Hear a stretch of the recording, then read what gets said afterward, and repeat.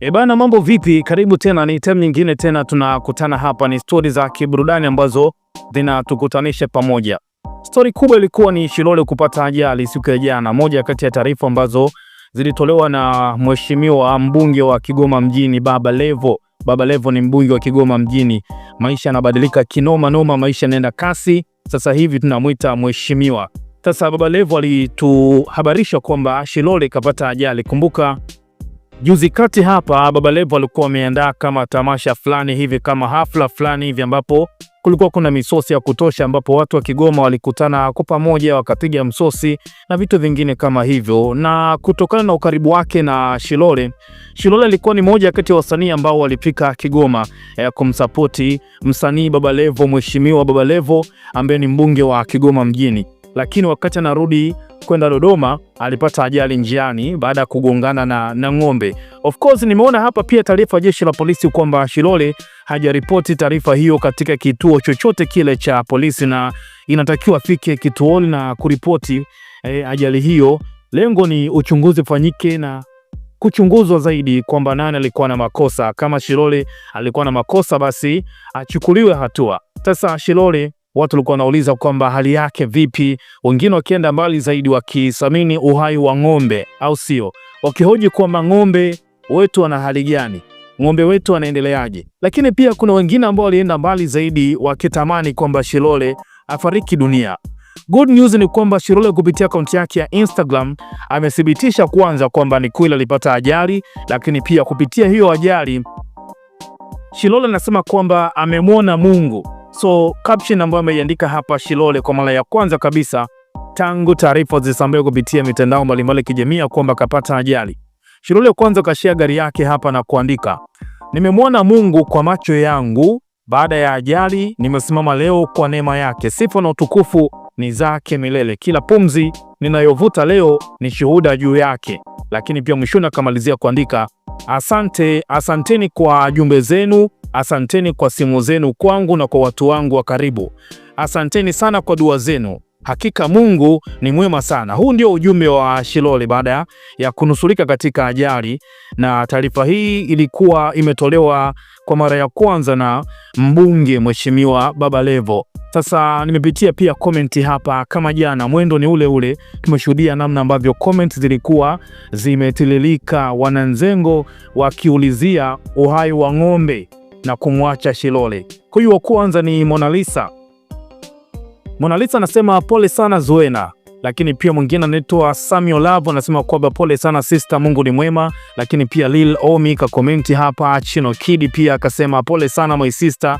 Na huyu mwingine pia anasema kwamba vipi hali ya mgonjwa? Mgonjwa sijajua anamuulizia nani, vipi hali ya mgonjwa? Wengine wanamuulizia ng'ombe, au sio, hali ya masikini ng'ombe wa watu. Mwingine akasema hapa sijui itakuaje. Lakini pia huyu mwingine akasema kwamba ni habari mbaya kwetu, kwamba hajafurahia kuona Shilole akiwa poa. Lakini pia mwingine akasema kwamba vipi huyo ng'ombe ni mzima. Lakini pia mwingine akakomenti hapa, kumbe hujafa, au sio. Lakini pia mwingine akasema kwamba Mungu ni mwema, pole sana. Na mwingine akasema kwamba watu hamna ubinadamu hata kidogo jamani, mnaulizia gari, hamuulizii hata huyo ng'ombe ana hali gani. Anyway, na Shilole koma, kumbe ukufa.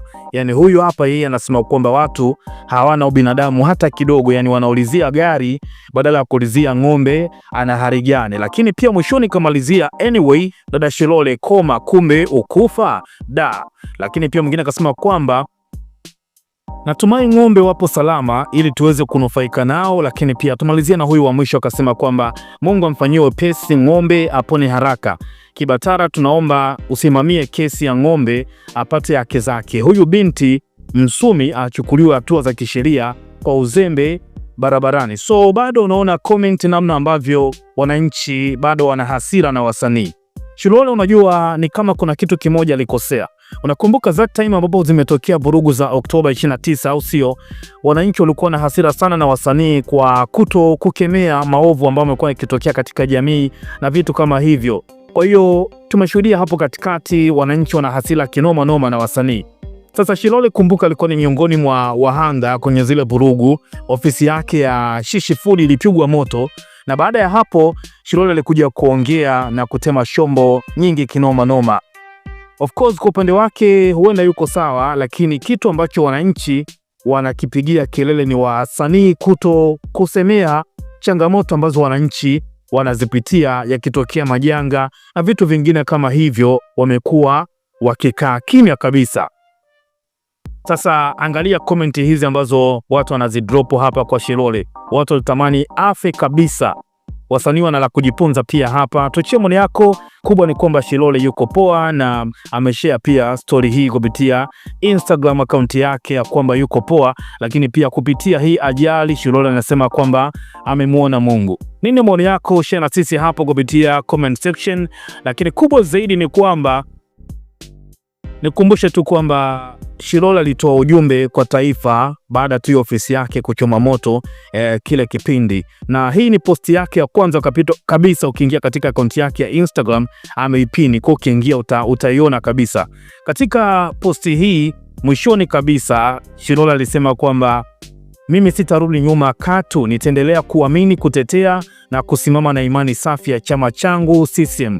Licha ya majaribu, vitisho pamoja na hasara niliyopata, ninashauri tusimamie katika nguzo ya hekima, maridhiano, uvumilivu na utatuzi wa hoja bila fujo. Hii ilikuwa ni moja kati ya sehemu ya kile ambacho Shilole alikuwa amekiandika, lakini pia aliandika kwamba namuombea rais wangu Samia pamoja na serikali yake katika kuendeleza awamu ya 6 katika kipindi chake cha pili, kwani ninaamini kuwa huu ni wakati wa kuimarisha umoja na upendo kwa taifa letu. Ni muhimu sana tukawaunga mkono viongozi wetu. Na ukipitia pia komenti za hapa utagundua ni kwa namna gani watu wana hasira sana na hivi vitu. Unajua watu hawachukii Shilole kuwa CCM, hawachukii Alikiba kuwa CCM.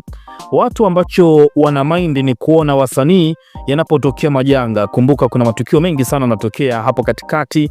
2025 tumeona kwa mfano tukio la kutekwa kwa balozi Humphrey Polepole. Huyu alikuwa ni balozi zamani wa Tanzania huko Malawi, lakini pia akawa appointed kama balozi wa Tanzania huko Havana, Cuba. Alipotekwa sidhani kama ulishuhudia kuna msanii yoyote ambaye alikemea. Sasa sio Polepole tu, watu wengi sana wanatekwa, wanakamatwa, watu wanapatikana wameuawa, lakini huwezi ukaona wasanii umejitokeza kukemea mambo kama hayo. Nchi za wenzetu ni kawaida kuona vitu kama hivyo na kukumbusha. Nigeria ishatokea kitu kama hicho. Wasanii wakubwa kina Davido, Wizkid, Burna Boy kwa pamoja waliungana na wasanii wengine pamoja na wananchi ambao ni mashabiki zao, ambao kwa namna moja ama nyingine wao ndio wanapushi kazi zao, wakaandamana kwa pamoja. Lakini pia tukaona hata wasanii kutoka Tanzania kama Diamond Platnumz pamoja na wasanii wengine wakasapoti kila ambacho kinafanywa na wasanii wa Nigeria, wakawaunga mkono. Lakini kwa matukio mengi ambayo yamekuwa yakitokea hapa Tanzania, idhani kama wasanii wamekuwa wakikaa kimya, kitendo ambacho watu wengi hawapendezewi nacho. Ndio maana unakutana na komenti kama hizo kwenye posti. Msanii akipata janga, mwanasiasa akipata janga, kukutana na komenti kama hizi imekuwa ni kitu cha kawaida sana. So share na sisi maoni yako. Nini maoni yako na ushauri wako kwa wasanii wa muziki wa Bongo Flava hapa Tanzania, lakini pia wasanii ambao wanafanya Bongo Movie kwa pamoja? Tuachie hapo kupitia comment section, lakini pia tukutane next time kwa story nyingi za kiburudani.